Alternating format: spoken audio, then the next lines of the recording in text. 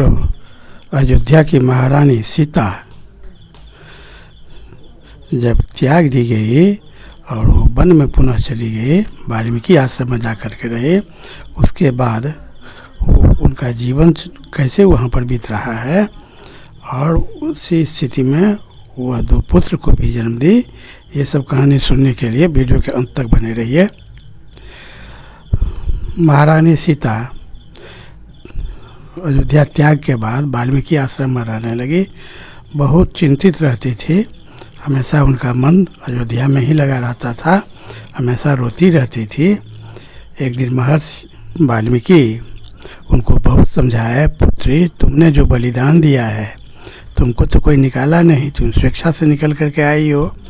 अयोध्या राज परिवार को ध्यान में रख कर और अपने तुम परिवार को ध्यान में रख करके तुमने स्वयं त्याग किया है। तुमने जो वहाँ पर वचन दे करके आई थी, तो उसको निभाने के लिए कि हमारा संतान को हम एक दिन सूर्य वंश का सबसे प्रभावशाली संतान बनाएंगे, इसके लिए तो तुम अगर चिंतित रहोगे तो इसका असर तुम्हारे बच्चे पर भी पड़ेंगे और तुम्हारे पति भी हमेशा तुम्हारी ही चिंता में व्यस्त दुखी रहेंगे, क्योंकि पति पत्नी का आत्मा एक होता है। तुम अगर यहाँ तुम्हारा हृदय अगर रोता रहेगा तो राम भी चैन से नहीं रह पाएंगे और तुम्हारे बच्चे भी उससे प्रभावित होंगे।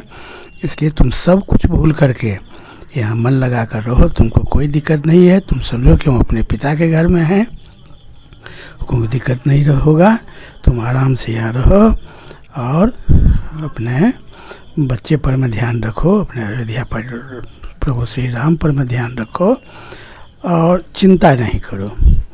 तो धीरे धीरे मन बहलाई वहाँ रहने लगी।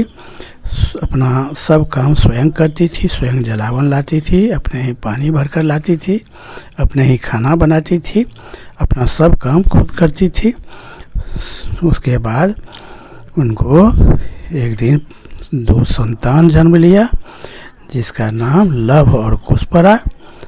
महर्षि वाल्मीकि बड़े का नाम कुश, छोटे का लव रखा।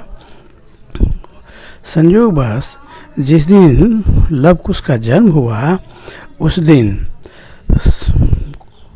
शत्रुघ्न महाराज वहाँ अयोध्या का सारा सेना लेकर के वहाँ आश्रम के चारों ओर जो सूर्य पताका फहरा रहा था, चारों ओर सेना का भेरी नाद हो रहा था। शत्रुघ्न राजकुमार शत्रुघ्न भी वहाँ पहुँचे हुए थे। पूरा राजसीय सम्मान के साथ बालकों का जन्म हुआ।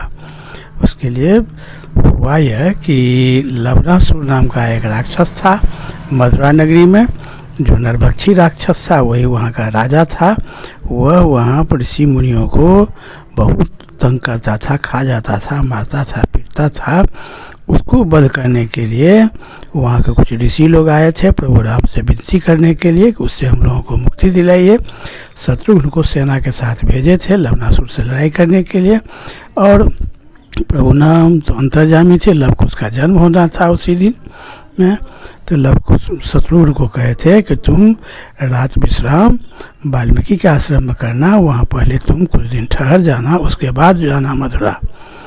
तो उसी क्रम में शत्रुघ्न जी पूरा सेना लेकर के आए थे। शत्रुघ्न जी को इस बात की पता नहीं थी कि सीता यही हैं, किंतु वाल्मीकि जी ने कहे थोड़ा सा उनको कि सूर्य वंश का ही संयोगवश 2 बालक हमारे आश्रम में जन्म लिया है और संयोग से उसके पिता यहाँ नहीं हैं, तो सूर्य वंश के होने के नाते तुम उसके चचा लगते हो, जातक संस्कार भी तुम्हारे ही हाथ से हो जाए तो बहुत शुभ रहेगा। बड़ा शुभ मुहूर्त है कि बच्चे का जन्म हुआ और तुम अयोध्या का सारा सेना लेकर के हमारे आश्रम के पास खड़े हो।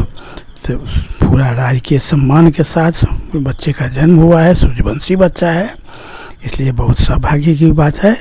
जातक संस्कार भी तुम ही अपने हाथ से कर दो, क्योंकि जातक संस्कार तो वैसे पिता करते हैं, अगर पिता नहीं रहे तो चाचा को करने का अधिकार है। तो जब संयोग बस तुम यहाँ आ गए हो तो तुम्हारे ही हाथ से बच्चों का जातक संस्कार होना चाहिए। तो प्रभु श्री राम के पुत्र माता सीता के पुत्र का जातक संस्कार भी कुमार शत्रुघ्न के हाथे हुआ और बच्चा का जब जन्म हुआ उसमें अयोध्या का सारा सेना आश्रम के चारों ओर भेड़ी नाद कर रहा था, सूर्य पताका ला रहा था, जो कि बहुत ही शुभ लक्षण माना जाता है। तो बहुत बहुत धन्यवाद। और इसके बाद की कहानी सुनने के लिए हमारे चैनल के साथ बने रहें। जय श्री राम, जय जगन्नाथ।